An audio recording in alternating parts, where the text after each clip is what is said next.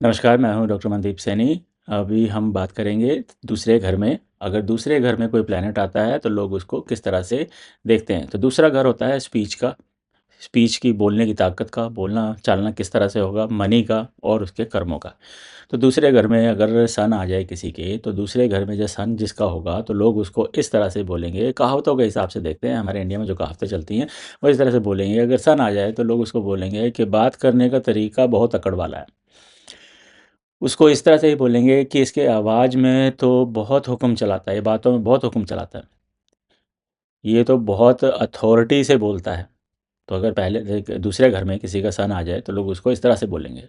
अगर इसी तरह से दूसरे घर में अगर मून आ जाए तो वो बहुत ही मीठा बोलने वाला होगा। तो लोग उसको बोलेंगे कि अरे ये तो देखो बहुत ही मीठा बोलता है। इसको सुनने में तो बहुत सुकून मिलता है। दिल से बात करता है।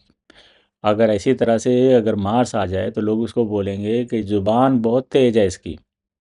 बातों से ही लड़ाई शुरू कर लेता है, बात-बात में लड़ाई कर लेता है। इसके तो मुँह से आग निकलती है। तो ये कहावतें आपने ज़रूर सुनी होंगी। तो ऐसे लोगों के घरों में सेकंड घर में मार्स होता है। इसी तरह से अगर मरकरी को देखें तो वैसे लोग जो है बात को बहुत घुमा-फिरा के बोलते हैं। ऐसे आपने सुना होगा, अरे ये तो बातों को घुमा देता है इधर-उधर। बोलने में बहुत चालाक होते हैं और हर बात का जवाब रेडी रहता है। तो इस तरह की कहावत है कि अरे ये तो बात को घुमा-फिरा के बोलता है। इसके पास तो हर बात का जवाब रेडी रहता है। इसी तरह से अगर दूसरे घर में गुरुदेव आ जाएँ, जुपिटर आ जाएँ, तो उसको लोग बोलेंगे कि इसकी तो बात में वज़न है। जो बोलता है लोग मान लेते हैं और बड़े लोगों जैसी बोली है इसकी तो। दादा बनता है, दादा जा हमारा दादा मत बन। अगर इसी तरह से दूसरे घर में वीनस आ जाए, तो उसको लोग बोलेंगे कि इसकी तो बोली में बहुत मिठास है। इसको सुनना अच्छा लगता है और इसकी तो आवाज़ ही काम निकाल देती है।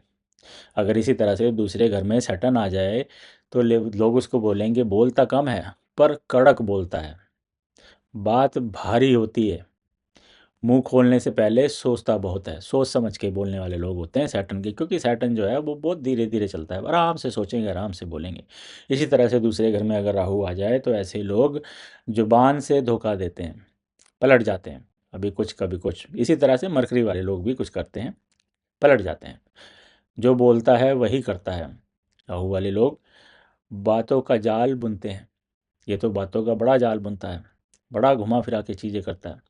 इसी तरह से अगर दूसरे घर में केतु आ जाए तो बात आधी बोल के छोड़ देते हैं, सीधी बात करते हैं बिना सजावट के, कोई सजावट नहीं, बस दो टूक बात, है तो है, नहीं है तो नहीं है। बोलने का मन ही नहीं करता ऐसे लोगों का।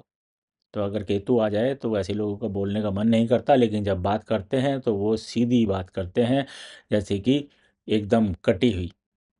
ऐसे लोग बोलने में बिल्कुल भी हिचकते नहीं हैं। सो ये थे दूसरे घर में अगर कोई प्लैनेट आ जाए तो हमारी भारतीय कहावतें हैं वो किस तरह से इसमें फिट बैठती हैं। इसके बाद हम बात करेंगे तीसरे घर की। तो तब तक के लिए धन्यवाद। Thank you.